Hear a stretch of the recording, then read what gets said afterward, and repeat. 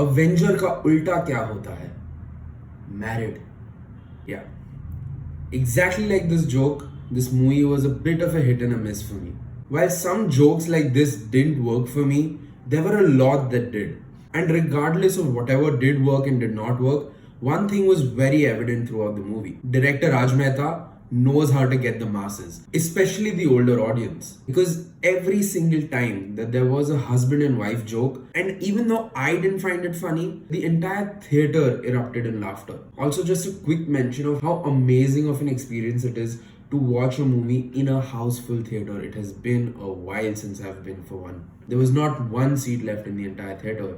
And that, I think, in a way is indicative of the type of movies that Raj Mehta makes. It is a great blend of comedy, emotion, dance, and beauty and grandeur that you see on the screen. Anil Kapoor commands your attention every single time he comes onto the screen.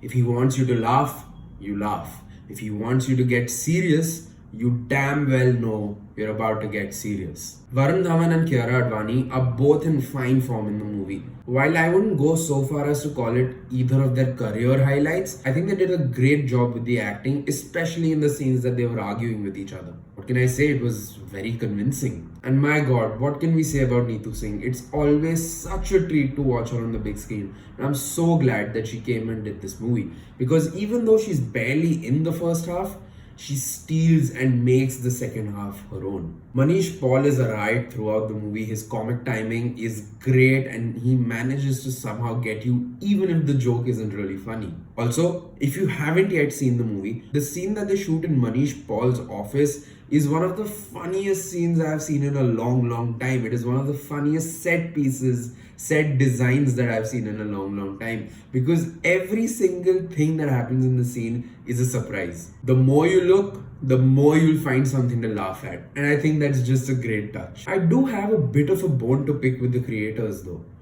There wasn't enough of Prajakta Koli, and I was really excited to see her on the big screen because she has good comic timing, she can act, and she has a screen presence, which I feel was not utilized well enough in the movie. She's barely there in it. The entirety of the first half is full of songs and laughter and the actors having fun, and it's a breeze to get past. Surprisingly, this movie has a longer second half where things get a little intense, the emotion really does come out, and even though there are jokes and songs in the second half, this is where the director majorly deals with the issues of divorce and family and love. Now, I'm not saying that the story was perfect. There definitely were flaws and there were a lot of conveniences in the storyline. But I'd be lying if I said I didn't enjoy my time in the theater. Like I said, there were a lot of conveniences, especially in dealing with issues of divorce, which tend to be serious in general. And even though they do show the arguments and the fights and the reasoning for wanting such divorces, the payoff in the end doesn't feel as earned,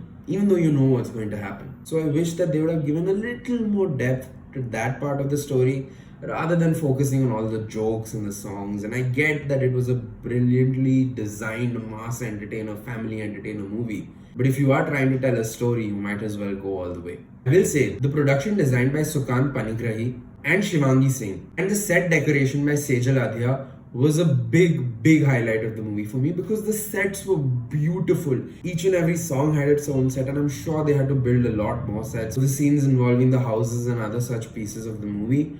And they were beautifully done. The colors were vibrant. It just made the movie good to look at. Another beautiful touch I found in the movie was the use of different colors to show the different emotions of each character. I may be reading too much into it, but there are a lot of scenes in which the colors that Varun and Kiara are both wearing are contrasting. If Varun wears black, Kiara is in bright red. And that just goes to show that the frame of mind of each of these characters at that point in the story is different. There comes a scene where they are arguing, and during that scene, both of them are wearing black. And I think that's just a beautiful way to show that the characters are now at least getting to the same page, if not already on the same page. So yeah, all in all, it was a typical Dharma big production family entertainer movie. There's some good jokes, there's some good songs, there's some good acting.